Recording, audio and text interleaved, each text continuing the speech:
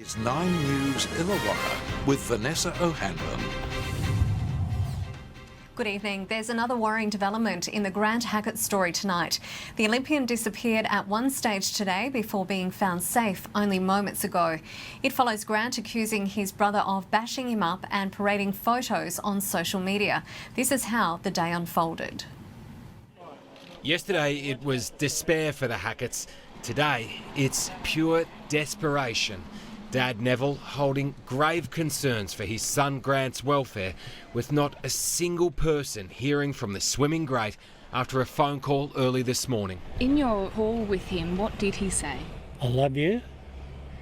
And then I asked him where he was and he hung up.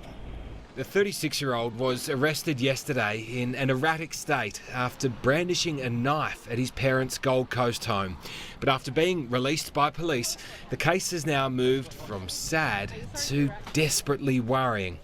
Hackett was last seen at the Versace Hotel this morning, but has not answered his phone now for 10 hours and hasn't been sighted by friends or family.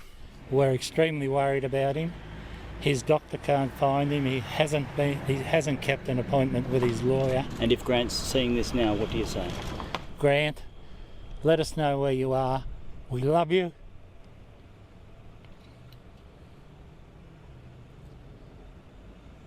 And we want to help you. Hackett bizarrely posted a photo early today of his bruised and bloodied face, blaming his brother, saying he beat the out of me. Everyone knows he's an angry man. It's believed the picture is actually several weeks old, with Hackett hinting the upload was revenge for his brother speaking out yesterday. It's becoming to the point now where he's dangerous. At times he is dangerous. Other swimming champions today also voiced their concern for a man who seemingly had it all. The talent, the smarts, the looks, the money, and a loving, supportive family. His family love him dearly, but they're broken at this point. They don't know where to turn. They're feeling helpless and they're feeling probably a bit hopeless as well. They don't know what the next steps are. After a checkered history of our decorated swimmers falling off the rails, Swimming Australia is vowing to implement programs to help the athletes cope with life after sport. Champion of the world, the toast of a nation, the toast of the world. And then the issue is then you're no name. And Hackett, a man who had the world at his feet, has now seemingly fallen off the face of the earth. Tom Steinford, 9 News. Just repeating, Grant Hackett has been found safe and well. If you or someone you know is struggling to cope, you can contact Lifeline on 13 11 14. Labor claims the Turnbull government is planning to steal its policy of slashing tax breaks in the May budget. The Prime Minister appears to have ruled out changing capital gains tax as a savings measure, but there's still some wriggle room. With billions of savings blocked, a penny for the Prime Minister's thoughts. Seemingly a million miles away, and his tax concessions, his Finance Minister gave it no second thought. The government has absolutely no intention of reducing the capital gains tax discount. We do not support the Labor Party's plans to increase capital gains tax, or indeed their plans to outlaw negative gearing. The leaks didn't suggest Labor's changes to negative gearing or cutting discounts on shares, but it did suggest halving the 50% concession on property investments. Can the Prime Minister confirm once and for all, is the government going to make changes to capital gains tax? The only party that is committed to increasing capital gains tax is the one opposite. Yes or no? Are you going after capital gains tax changes? Yes or no? 3 times he tried. There's no shame in just answering a question. Does the Prime Minister rule out changes to capital gains tax? He finally got an answer. The government has no intention or plan to change capital gains tax or negative gearing. But had anyone in government, Bill Shorten, wanted to know, done any modelling? The business of government is not going to be delved into by this fishing expedition. Treasury officials look at a whole range of options. Despite all that and ruling it out as a savings measure, it's understood it could still be considered as a way to help ease a housing affordability crisis. It's food for thought. Lane Kelcart, 9 News. Australia's labour market is showing signs of recovery. The unemployment rate fell slightly to 5.7% in January. The total number of people with jobs rose by 13,500 in the month, a surge in part-time jobs offsetting a slump in full-time work. The greyhound racing industry in New South Wales has been given a final chance to clean up its act. An expert panel today recommended sweeping changes to the sport to stamp out animal cruelty, including the creation of a tough new integrity commission. Dead and almost buried last year by Mike Baird, now the greyhound industry is alive and kicking, with no better friend than the Minister for Racing, Paul Toole. The dogs that they care for are a part of their family. The industry is back on track, but a reform panel wants an independent body to enforce new standards for the dogs' welfare, including tough new penalties for those that want to get into the abhorrent practices that have been exposed in the past. That means beefed up fines for live baiting, a ban on the keeping of rabbits, possums and piglets on the same property as the greyhounds. And it's proposed greyhounds will be tracked for their entire life. Dogs can only be euthanased by a vet. Mr Yemma wants the new body to use covert surveillance to gather evidence of any wrongdoing. The RSPCA wants breeders and trainers to dob in those doing the wrong thing. Stand up, report issues, be it anonymous or otherwise. Silence is no longer an excuse. And there's a renewed push for greyhounds past their racing use-by date to be adopted out. They're the fastest couch potato in the world. They love to be with you. The recent greyhound inquiry found thousands of dogs in the state are put down each year. To try and stem that loss, there's a proposal that if dogs are suitable for adoption, like these two, then it'll be up to the greyhound owners to find them a new home. We are serious in our commitment to animal welfare and regulation and governance. Keeping tabs on breeders and trainers on remote properties won't be easy, but changes are coming. The government will announce soon what reforms it will adopt. Mark Burrows, 9 News. Meanwhile, the local greyhound industry has welcomed today's recommendations to reform racing practices. The report is being hailed as a fresh start after years of trouble and turmoil. Ken Burnett arrived at the Bulli track today with a new sense of optimism. From the live baiting saga to the banned backflip, the whole ordeal has taken a toll on him and his family. At the end of the day, it was such a shock that the kids were crying and getting upset. He still finds it hard to believe the cruel lengths a minority of trainers resorted to, but says today marks a second chance for the industry. I do believe the stimulation that we're doing with our dogs works, and I think going into the future with the new reform and everything, that'll be times of the past. The panel's 122 recommendations that include tougher penalties and an integrity body came at no surprise to Bulli track manager Darren Hull. He and Ken say the government needs to regulate, not dictate the industry. If somebody's doing the wrong thing, it's like in any sport. You suspend them, bar them, disqualify them, throw them in jail, fine them, do whatever you have to do. Attendance numbers at local race meetings haven't been impacted. A big turnout is expected here next weekend for the Bulli Cup, as the industry finally moves forward. At least it's given us an opportunity to show to New South Wales that we can reform and do the right thing by greyhound racing. We want to turn things around. Rebecca Davis, 9 News.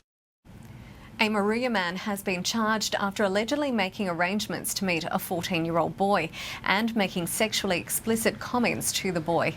Police seized a laptop and 2 mobile phones during searches of a Penrith hotel room and a property in Moruya, arresting the 33-year-old man at a car park in Penrith yesterday. The man's been charged with online child procurement as part of an investigation into online child abuse. Police targeting outlaw motorcycle gangs have raided several properties along the far south coast. Police searched homes in Basin View, North Nowra, Ulladulla, Bateman's Bay and Surfside, finding drugs, steroids, a slingshot and wooden baton. A hydroponic setup was allegedly located at Surfside and a 60-year-old was charged. Property prices in the Illawarra are soaring, with real estate agents struggling to keep up with demand. But the property boom isn't good news for renters who are battling to find a place to live.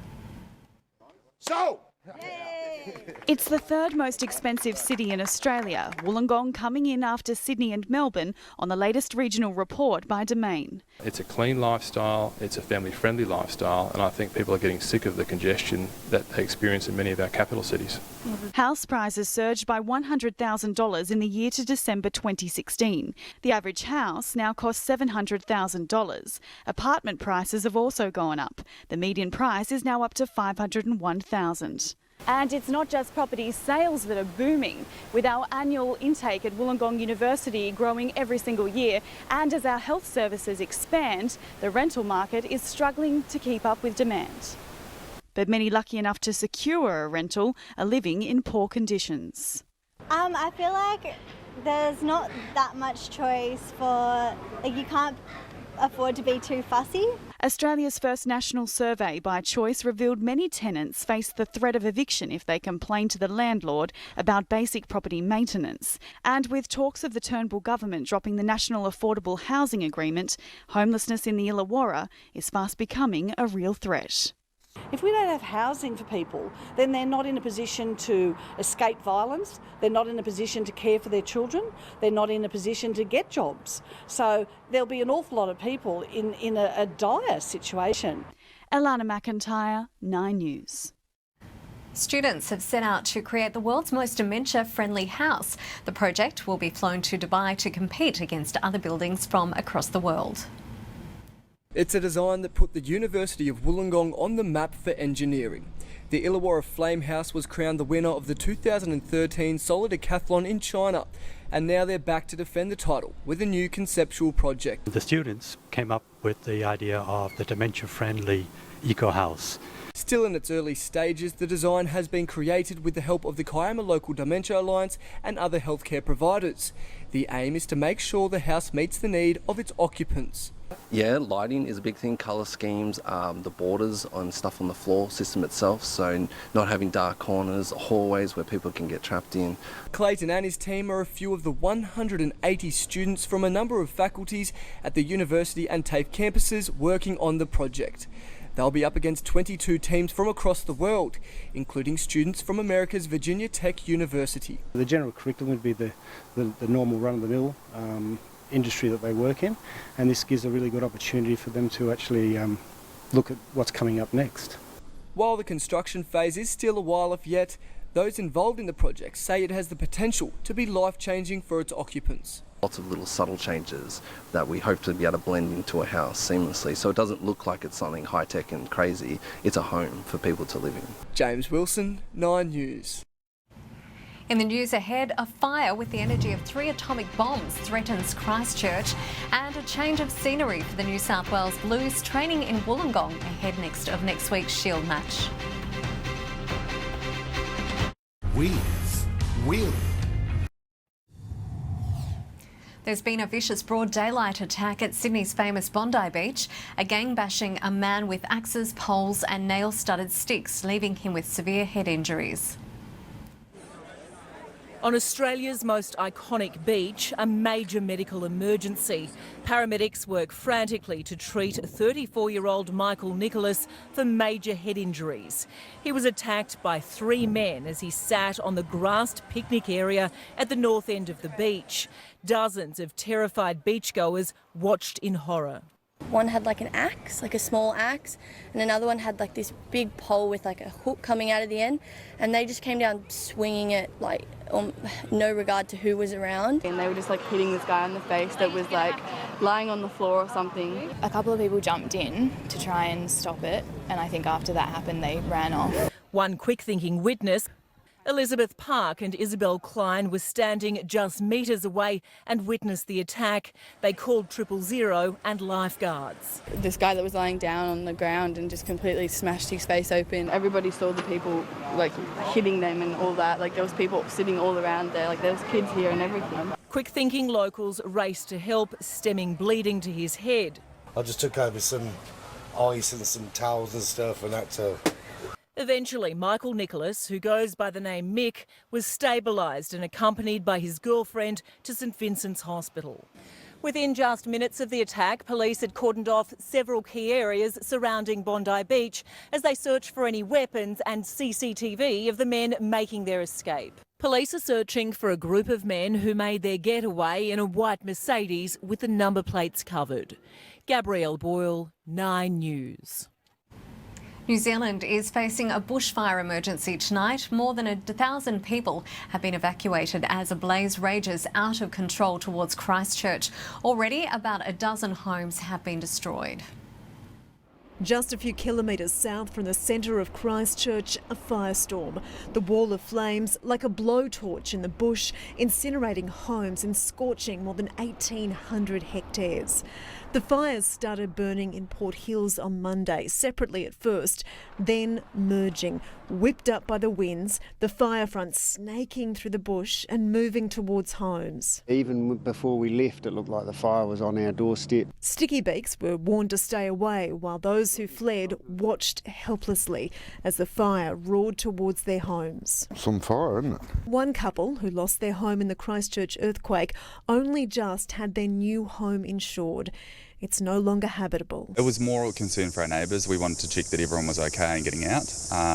And, possessions can get replaced. It wasn't, it was about the life. It's a threat they may not face all too often, but Kiwis are taking no chances. It's quite incredible, really, to see a fire move and knowing that people's lives, it's impacting on people's lives. The fireground is right now a rural residential area, but that could change, sending towering flames like these onto more suburban doorsteps.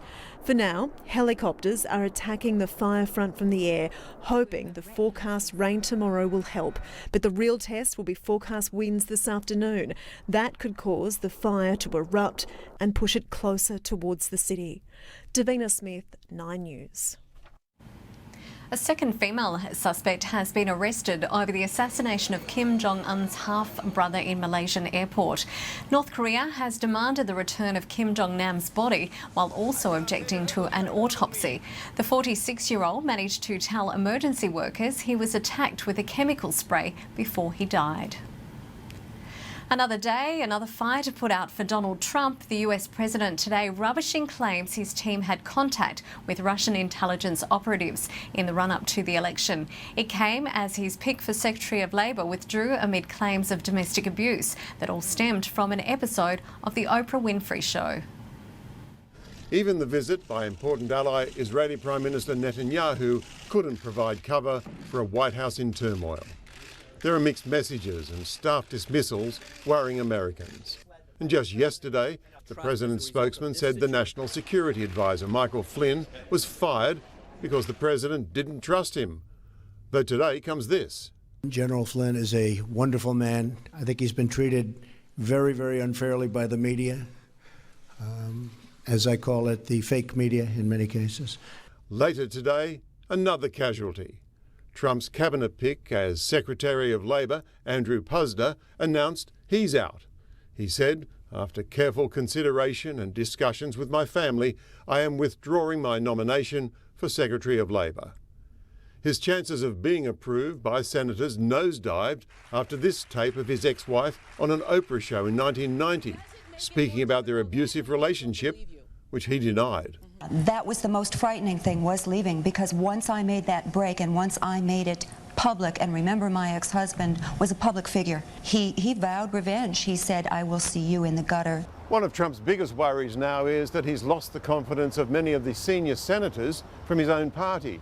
They're shocked about the administration's inability to get on with governing because they're tumbling from one mess to the next.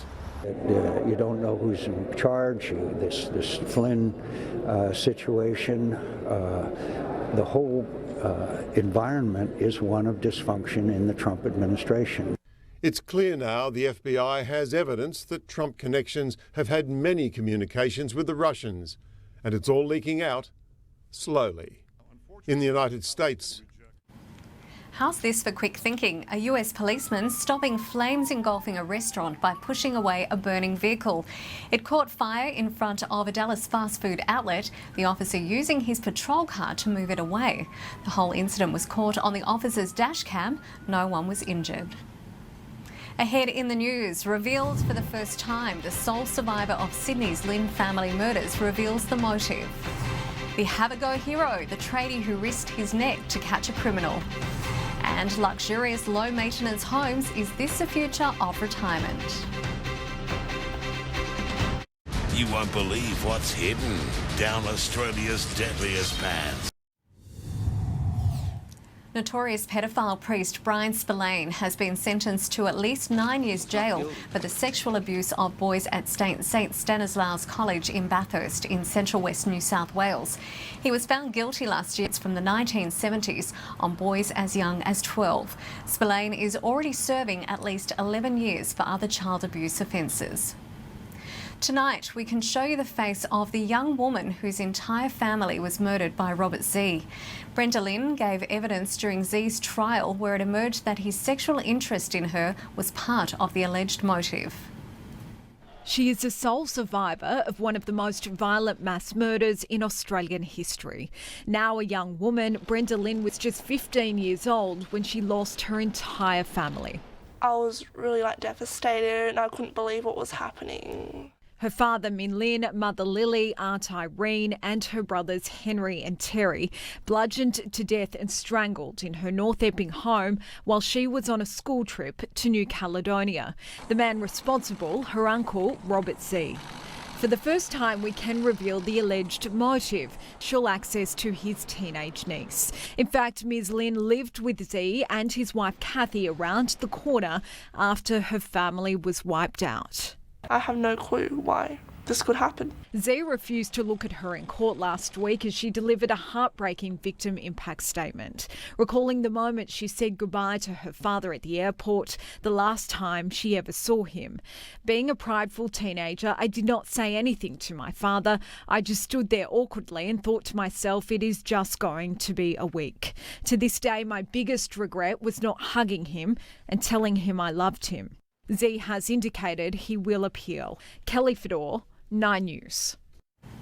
A tradie is tonight being hailed a hero after he sprang into action, tackling a car thief in the middle of a construction site. The driver had led air police on a dangerous high-speed pursuit before his run was cut short by the quick-thinking worker. Tackled to the ground by two unlikely heroes. The dramatic end to a police chase through Brisbane leaves this alleged car thief face down in the dirt. I took chase, he turned into a job site, he got cornered, tried climbing out and I grabbed his leg, pulled him down and put him in a restraint. The man had been pursued by the Queensland Polair helicopter after being spotted driving a stolen vehicle yesterday. The Volkswagen Golf reaching speeds of more than 100 kilometres an hour, nearly colliding with a truck and running several red lights before crashing into parked cars. The driver continuing on foot, but he didn't get very far. I think there was a lot of people out there yesterday that had a go and wanted to help. I was just the lucky one that got him. This is the moment tradie Reese Brown gives chase, cornering the man in a nearby construction site until police arrive. I wasn't really thinking too much, to be honest. Hopefully it was instinct. Bravado that may have rubbed off from his neighbour. Daniel McConnell made headlines last year after chasing down another offender who crashed into a fish and chip shop near his home. Mate, all I had was me jocks on. I was chasing him up the street and I'm just like, mate. The two men plan to catch up soon to discuss their tackle techniques over a beer. Laura Tunstall, 9 News. As we get older, many of us are thinking about downsizing. As a result, retirement villages are springing up all over New South Wales, proving seniors can obtain a luxury lifestyle at an affordable price. A bowling green, restaurants, library, even an indoor swimming pool. It's as well equipped as a 5-star resort, but with a far more exclusive clientele, the over 55s. This is what modern retirement living looks like. MacArthur Gardens is situated right in the heart of Campbelltown, offering residents affordable homes with all the creature comforts they enjoy. It's for people that want to downsize, have a lower maintenance lifestyle and live in a connected community with friends and colleagues. Willowdale Retirement Village at Denham Court is another brand new build. Jill and Brian Legg have just moved in after selling their family home at nearby Balboing. You get air conditioning, you get virtually whatever you think you might need, you get, which is good. And good value for money? Very good, actually. Yes, yes. We've got a little nest egg from our other place, so it helps our retirement. Over the road, Margaret Wilson is also settling into her impressive 2-bedroom villa. I was supposed to be downsizing, but it's not all too small. It's a fabulous size home. Work is still underway to build a further 200 homes on the 350-hectare site. Prices range from $424,000 to $620,000, depending on what level of comfort you're after. And expect to see many more villages like this appearing in neighbourhoods right across Sydney. There's a huge demand for retirement accommodation close to existing communities, so residents can downsize without moving away. Stockland currently has 4 sites under construction in New South Wales, but it's estimated an extra 100,000 retirement homes will be built over the next 2 decades to keep up with demand. We've just released our next stage and it's pretty much sold out already, so that's a testament to how much interest there is in the product. Kate Creedon, 9 News. It's Myer's autumn fashion launch tonight, the company reaching a number of milestones. In a world first, the event will be Ambassador Jennifer Hawkins is celebrating 10 years with the department store. Models will strut down the length of an undercover car park, with the Melbourne store selling Teslas from tomorrow. There's been redemption at the World's Best Dog Show. A German Shepherd who placed second last year, taking top prize at Westminster. She's named after the Adele song Rumour and was voted best in show from a field of 2,800. The 5-year-old had come close to hanging up the leash, but her owner decided to give the prestigious title one last run. Coming up in 9 News, fear and anxiety, a way of life for those who rent. Racing royalty moving to a brand new multi-million-dollar state-of-the-art complex. And she's going down the wrong way down this motorway, but the driver has no idea. The fisherman warning swimmers and surfers. He's never seen so many sharks in his life. The shark numbers are absolutely... An alarming number of renters in Australia say they're living in fear of eviction, and around 1 in 7 tenants are too scared to ask for repairs in case their rent's hiked up or they're blacklisted. There's no place like home except if you're one of thousands of tenants living in fear.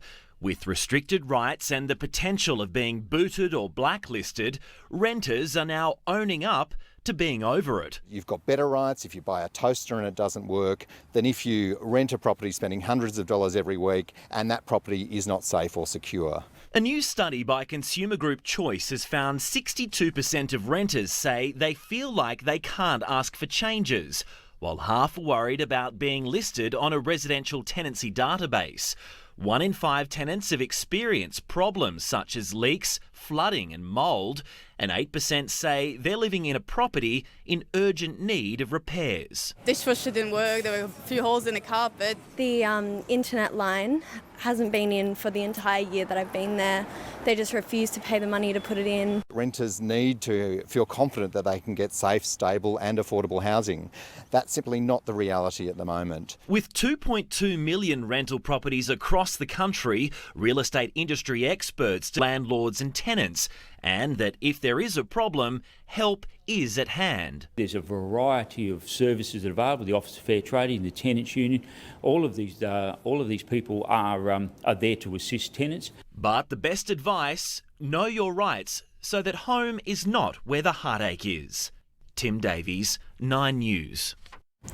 Disgraced entertainer Rolf Harris has been ordered to face another trial on charges of sexually abuse. Prosecutors are pursuing another 4 counts of indecent assault against the 86-year-old who was supported in court by his niece. Can you tell us what's your reaction to what's happened today? Do you still believe in his innocence? Have you spoken to the rest of the family? What's their reaction to this? Harris' third trial is due to begin in May. France is waging a war on wayward drones, with the Air Force recruiting eagles to take them down. The birds are raised from chicks and taught to see the flying machines as food. They'll be used to protect sensitive security zones such as the presidential palace. A woman in England has been arrested after zipping down a motorway the wrong way, almost taking out other drivers who were swerving to avoid a head-on crash. The 58-year-old made no attempt to stop until police forced her to an exit. For the last 150 years, people have been coming to Sydney to buy racehorses at the famous English yearling sales. Now the company is getting ready to move home, leaving the heart of Randwick for a new $140 million development in the city's west. At the moment, it's a construction site, but by the end of the year, this block next to Warwick Farm Racecourse will be home to one of Australia's most successful racing empires. The Inglis family is building a new $140 million facility in the west, saying goodbye to its home, the Newmarket Stables at Randwick. It's a place where a lot of lives have changed by connections with horses, and we're very sensitive to that. The new complex will house accommodation, each of the 145 rooms named after a champion horse sold over the past decade. There'll also be a rooftop pool, bars, restaurant and day spa. The sales area will cater for 600 guests to dine ringside, along with corporate boxes and a mezzanine bar. This is the English sales arena, and this will be used during our horse sales. We'll have clients dining here. A number of champions have been through this sales ring, including Might and Power and Lusk and Star. But come April, it'll be the end of an era, with the last week of sales to ever be held here at the Newmarket complex. The thoroughbreds, though, will be well looked after at the new site, but there'll be a focus on attracting the wider public. We sell horses about 15% of the year, and we want to build something that's busy all year round. Vicky Jardim, 9 News. Mike Lorrigan takes a look at sport next to Mike. It's a new look Robbie Farah. Oh, it's a fresh start, Vanessa, but will ghosts from the West Tigers haunt him as he begins his career with the Rabbitohs? And bang, the champ Raptors. Keep him behind bars. The shock development in our exclusive report on the young woman tortured by this monster and left to die. He's a Tigers legend, but now Robbie Farah's heart firmly belongs to South Sydney. After dominating his life for 2 years, Farah has declared his feud with former coach Jason Taylor is history as he begins a new chapter of his career. Red and green Robbie, after a lifetime at the Tigers, it's still hard to get used to Farah in South's colours. Felt pretty good, and it wasn't too unfamiliar to me. It's been made well known to me that it's the same colours as the Lebanon jersey, which I've worn in the past. So, the red and green, I think, suits me a little bit, and it's got to do with a bit of my heritage. So, yeah, felt pretty comfortable. Away from the toxic atmosphere of the Tigers, Farah looks fit, fresh and relaxed. You can tell he's happy to have Jason Taylor out of his life. He doesn't play any significance in my life anymore, so, mate, I've well and truly moved on, and I'll just worry about the people that matter to me. The perception is that Jason Taylor treated you badly. What would you like to say about that? I've got nothing to say about that, to be honest. I've put that chapter to bed, and I've well and truly moved on from what happened. And if I was dwelling on what happened last year, I think it'd affect what I'm trying to do here. It's clear that Souths are getting Farah at a good time. I know you. I know you'd have a fire in your belly. Oh, look, I always have a fire in my belly. I think it's something that's been in my character right throughout my career. So, burning stronger now? I think it's only natural that it is, and not only because of what happened, but because you coming into a new club, and you've got to earn the respect of your teammates. And the desire is there to succeed at the highest level. The Blues jersey means a lot to you as well. Is that still on the radar for you?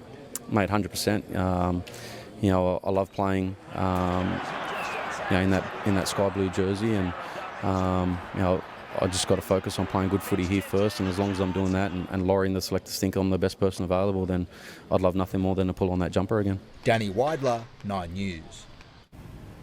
The NRL pre-season is hard at the best of times, so imagine how tough it is with a 3-week-old baby. Sam Burgess's wife, Phoebe, gave birth to the couple's first child last month, a little girl, Poppy. And Sam knows life will now never be the same again. Still riding the high of it a bit, really. We're only sort of 3 weeks into the job, so it's exciting. It's challenging, but it's amazing. It does change the perspective, I guess. I tend to think I might have been selfish before I had children, so now I just don't know what to do with my time. And I find myself now just either trying to get to sleep or changing nappies. So now it's awesome.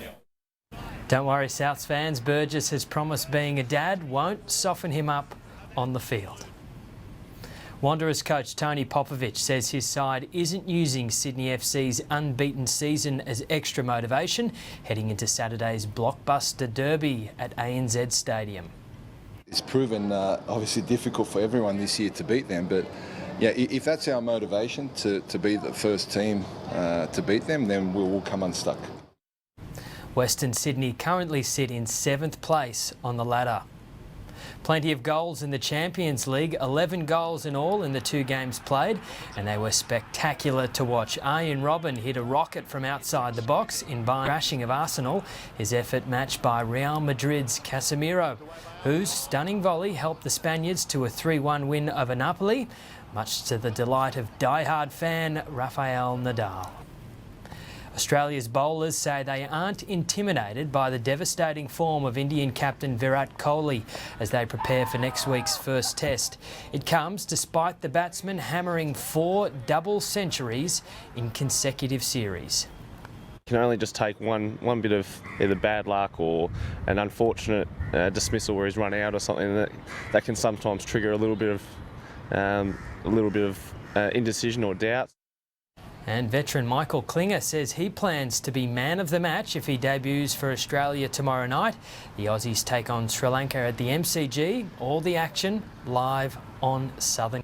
It may only be a stone's throw from Sydney, but the New South Wales Blues have already begun acclimatising to South Coast conditions, training at Wollongong's North Dalton Park ahead of next week's Sheffield Shield clash. They'll take on Tasmania in the 4-day fixture. Blink and you'll miss it. Thundering in at almost 140 kilometres an hour, the New South Wales Blues pounding the pitch at North Dalton Park. Oh, great deck, good for batting, very flat. The team headed south today for training, getting comfortable at the Wollongong ground ahead of next week's Round 8 Sheffield Shield match against last place Tasmania. For Shellharbour local and Blues squad member Nathan McAndrew, it was a welcome change of location. Just a 25-minute drive this morning up to North Dalton compared to driving up to the SCG, so yeah, much easier on the sleep pattern. It will play on the deck, almost chasing down 500 runs in the Futures League match against Canberra. In the Futures game, we almost chased 480 in the 4th inning, so the deck is very good to bat on, so it's tough work with the bowlers. Arjun Nair and Nathan McAndrew will be among a number of players opting for a spot in the 11 on the day, fighting to play alongside big names like Doug Bollinger and Trent Copeland. To bring it down to the South Coast and try and get a bit of a crowd down here from Wollongong and the Shellharbour areas will be great for tourism and great for some cricket in the local area. James Wilson, 9 News. The South Coast best rugby league players are gearing up for the inaugural All-Stars clash tomorrow. The Greater Southern Indigenous All-Stars will field both a men's and women's team for the event, which will kick off at Zeems Park at 6. Our reporter James Wilson has more. It may be an exhibition match, but players from the Illawarra Chairman's selection say there will be no holding back in Friday night's inaugural All-Stars clash. We've got to play tough ultimately because the Indigenous blokes are out there to show what they've got as well. So the match will also provide an opportunity for the South Coast's best Indigenous players to progress in representative football. And I think the incentive there is for both teams to do well and put on a great performance on the day. And obviously the women are going to be involved too, which is a great thing, and they deserve the support and recognition for their effort.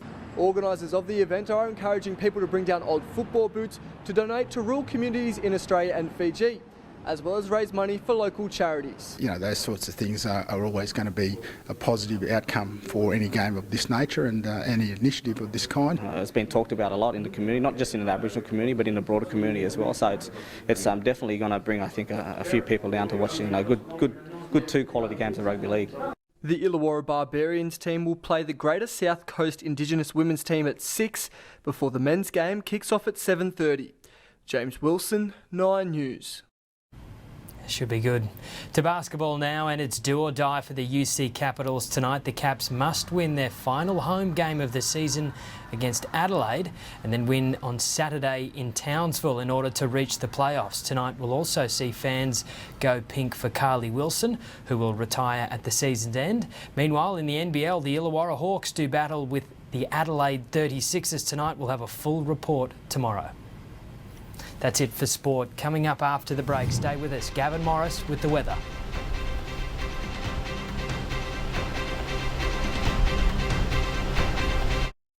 He's never seen so many sharks in his life. The shark numbers are absolutely exploding.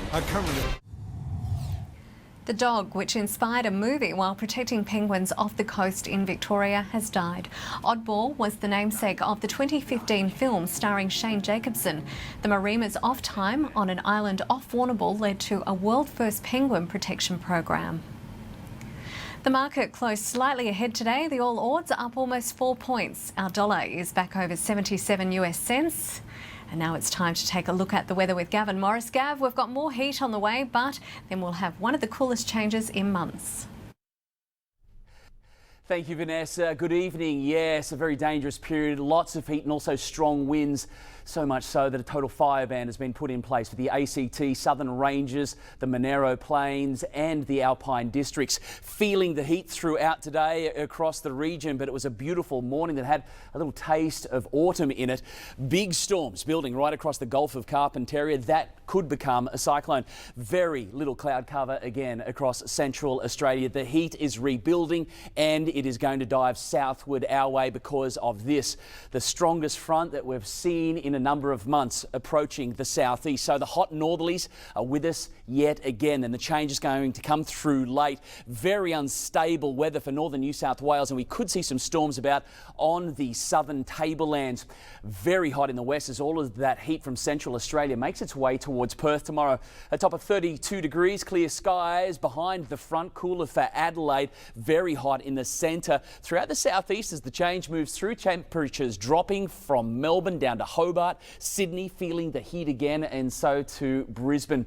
In for a local look at the winds tomorrow. The hot northwesterlies forcing the heat all the way to the coast. Sea breezes in the afternoon, and there comes our southerly change into the evening period. That will drop temperatures, and it is going to be the coolest change that we've had for some time, and it's very much needed. Rain, this is storm development potentially in the afternoon. This is from the change. Showers across the mountain areas and the Alpine districts as those winds pick up speed throughout the day. That's reflected in the forecast. Mostly fine and hot and windy right throughout the tablelands from Yass to the capital, forcing the heat to the coast. Sea breezes, a storm may develop in the afternoon across the Illawarra, and then we'll have some strong winds along most of the coast.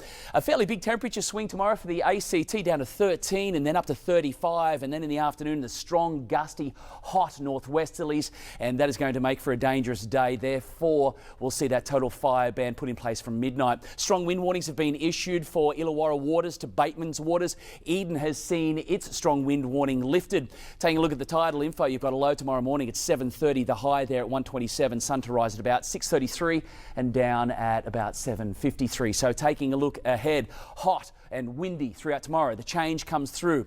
Rain-wise from this system, inland very little. It's largely going to jump over the inland areas and it'll be fining up, but it'll be much cooler into the early part of next week. It's a very similar story looking at the tablelands throughout tomorrow as the mercury drops back down into the mid-20s. Very cool for the coast, but we've got that hot stormy day to get through. Some rain on the way with this system. Temperatures back down in the low 20s, so really chilling down from the Illawarra all the way to the south coast in the coming days. So just beware, hot and windy, total fire bans in place inland for tomorrow. Thanks, Gav. With the heat and winds, a reminder that there are a number of total fire bans which come into force at midnight among the regions, the Monaro, Alpine and Southern Ranges. Before we go, an update on our top story. There have been dramatic developments in the Grant Hackett saga in the last hour. As we were going to air, Hackett has texted his family to say that he's safe. His family was so concerned for his safety, they made a public appeal to help find him. And that's 9 News for this Thursday. Tracy's coming up next with a current affair. I'm Vanessa O'Hanlon. Have a great evening. Good night.